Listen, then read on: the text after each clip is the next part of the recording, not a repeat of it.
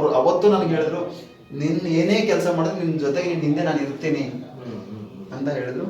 ನನ್ನ ಜೊತೆಗೆ ಅವ್ರು ಯಾವತ್ತೂ ಇದ್ದಾರೆ ಅಂತ ನಂಬಿಕೊಂಡು ಇವತ್ತು ನಾನು ಮುಂದುವರಿತಾ ಇದ್ದೀನಿ.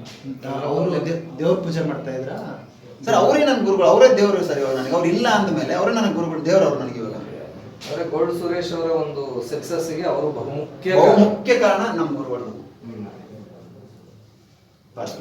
ನೋಡ್ಬೋದು ವೀಕ್ಷಕರೇ, ನಮ್ಮ ಗೋಲ್ಡ್ ಸುರೇಶ್ ಅವರ ಒಂದು ಸಕ್ಸಸ್ ಅನ್ನೋದೇನಿದೆ ಅದಕ್ಕೆ ಕಾರ್ಯಕರ್ತರು ಫುಲ್ಲು ನಮ್ಮ ಸರ್ ಅವ್ರ ಹೆಸರು. ಆ ಫೋಟೋ ಇದೆಯಲ್ಲ 2016-17 ತೆಗೆದಿರೋ ಫೋಟೋ ಅದು. ಹಾಗಿದ್ದೆ ನಾನು. ಅವತ್ತು ಅವ್ರಿಗೆ ಏನ್ ತಿಳಿದೋ ಗೊತ್ತಿಲ್ಲ, ನನ್ನನ್ನ ಕುಣಿಸ್ಕೊಂಡು ಅವ್ರು ಹೇಳಿದ್ರು, ತುಂಬಾ ಮುಂದೆ ಬರ್ತೀಯ ಜೀವನದಲ್ಲಿ ನೀನು ಅಂತ ಹೇಳ್ಬಿಟ್ಟು ಹಣೆ ಮೇಲೆ ಅವ್ರು ಏನು ಅವತ್ತು ಕುಂಕುಮ ಇಟ್ಟಿರಲ್ಲ, ಅದೇ ಕುಂಕುಮ ಇವತ್ತು ನಾನು ಇಡ್ತೀನಿ. ಅವ್ರು ಕೊಟ್ಟಿರೋ ಕುಂಕುಮ ಇವತ್ತು ನನ್ನ ಮನೇಲಿ ಇದೆ, ಇವತ್ತು ನಾನು ಅದನ್ನೇ ಇಡ್ತೀನಿ. ಸರ್ ಅವ್ರ ಹೆಸರು ಗೊತ್ತಾಯ್ತು, ಬಿಂದು ಮಾಧವ ಶರ್ಮಾ ಅಂತ. ಬಿಂದು ಮಾಧವ ಶರ್ಮಾ. ಚಿತ್ರದುರ್ಗದ ಚಿತ್ರದುರ್ಗ ಡಿಸ್ಟಿಕ್ ಬೆಲಗೂರು. ಅಲ್ಲ, ದೇವಸ್ಥಾನ ತುಂಬಾ ದೊಡ್ಡದಾಗಿದೆ ಸರ್, ಆಂಜನೇಯ ದೇವಸ್ಥಾನ. ಅಲ್ಲಿ ಪ್ರತಿ ಹುಣ್ಣಿಮೆಗೆ ನೀರ್ ಹಾಕ್ತಾರೆ, ತಲೆ ಮೇಲೆ ಒಂದು ಗದೆ ಇಟ್ಬಿಟ್ಟು. ತುಂಬಾ ಪವಿತ್ರ ಅದು. ಬಟ್ ತುಂಬಾ ಪೌಡರ್ಗಳು ಮಾಡ್ತಾರೆ.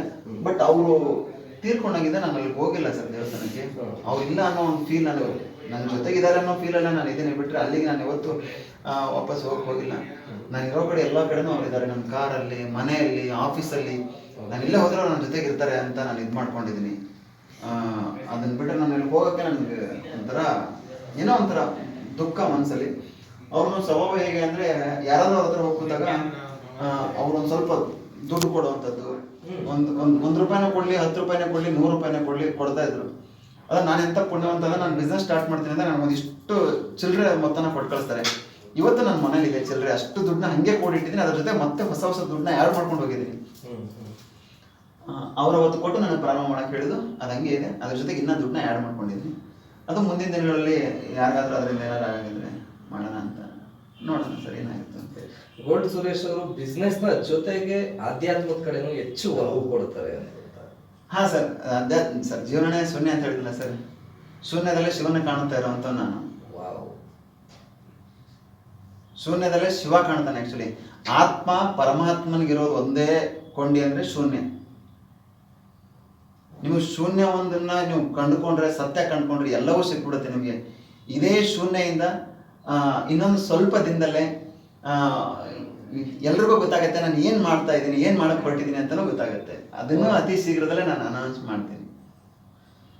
ನೆನೆಸ್ಕೊಂಡ್ರೆ ನಿಜವಾಗ್ಲೂ ಕೂಡ ಗೂಸ್ ಬಂಪ್ಸ್ ಕೊಡ್ತಿದ್ರು ಅಂತ ಇದೆ ನಮ್ಗೆ.